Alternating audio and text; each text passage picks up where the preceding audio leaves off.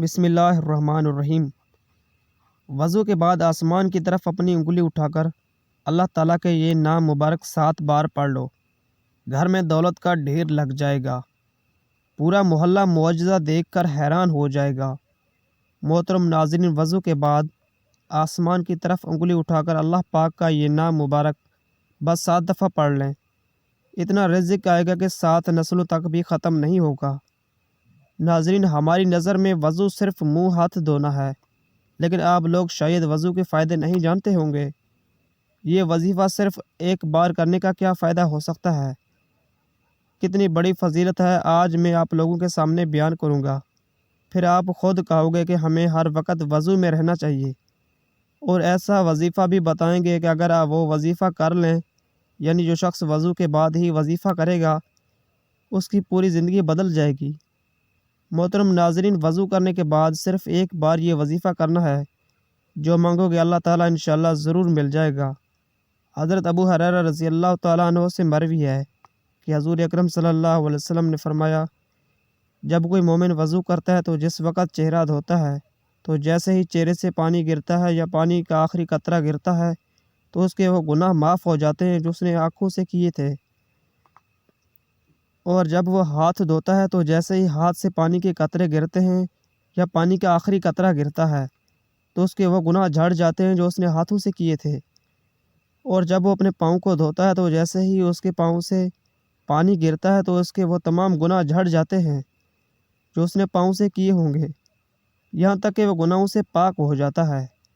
حضرت ابو ہریرہ رضی اللہ تعالیٰ عنہ سے مروی ہے کہ حضور نبی کریم صلی اللہ علیہ وسلم نے فرمایا، قیامت کے دن تم اس حال میں اٹھو گے کہ تمہارا چہرہ اور ہاتھ پاؤں وضو کرنے کی وجہ سے سفید اور چمک رہے ہوں گے، لہذا جو تم میں سے طاقت رکھتا ہو وہ اپنے ہاتھ پاؤں اور چہرے کی سفیدی اور چمک کو زیادہ کرے۔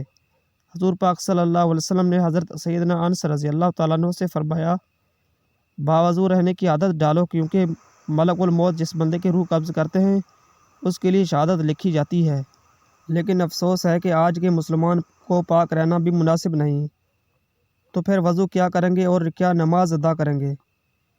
سوچا ہے کہ اگر ناپاکی کی حالت میں موت آ گیا تو اللہ تعالیٰ کو کیا منہ دکھائیں گے؟ اللہ تعالیٰ کے علاوہ کوئی نہیں جانتا۔ حدیث شریف میں آتا ہے کہ وضو کرنے کا سب سے بڑا ثواب ہے کہ باوضو ہو کر سونے والا، یعنی رات میں جو وضو کر کے سوتا ہے وہ روزہ رکھ کر عبادت کرنے والے کی طرح ہے، اس لیے رات کو وضو کر کے سو جایا کرو۔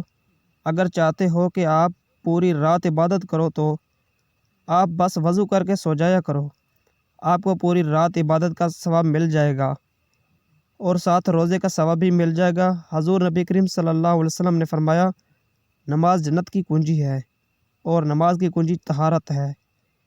نبی کریم صلی اللہ علیہ وسلم فرماتے ہیں کہ قیامت کے دن میری امت اس حال میں بلائی جائے گی کہ منہ، ہاتھ اور پیر وضو کی وجہ سے چمکتے ہوں گے۔ جو وضو کرتا ہے اس کے نام اعمال میں اللہ تعالیٰ 10 نیکیاں لکھ دیتا ہے۔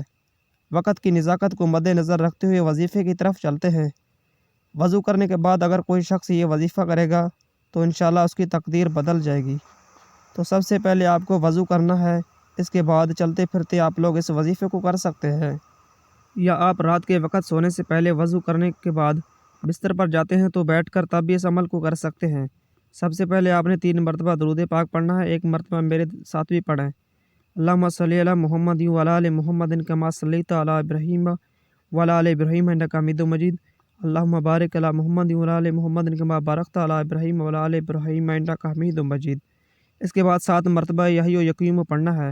حضرت امام غزالی رحمۃ اللہ علیہ فرماتے ہیں، جو جمعہ کے دن 1000 بار یحیی و یقیوم پڑھتا ہے اور جو وضو کے بعد اس کو پڑھتا ہے اسے غیب سے روزی پہنچتی ہے۔ آپ کسی بھی وقت یہ وظیفہ کر سکتے ہیں، تو ہر وضو کے بعد پڑھنے کا معمول بنا لیجئے۔ انشاءاللہ اس عمل کی برکت سے آپ کو کبھی بھی رزق کی کمی کا سامنا نہیں کرنا پڑے گا۔ یہ 2 نام اللہ کے صفاتی نام ہے۔ یحیی کا معنی ہے ہمیشہ زندہ رہے۔ اب ہمیشہ کوئی بھی زندہ نہیں رہتا، ہمیں سوائے اللہ کے ہمیشہ کے لیے اگر نہ ہوتا تو حضور نبی کریم صلی اللہ علیہ وسلم رہتے۔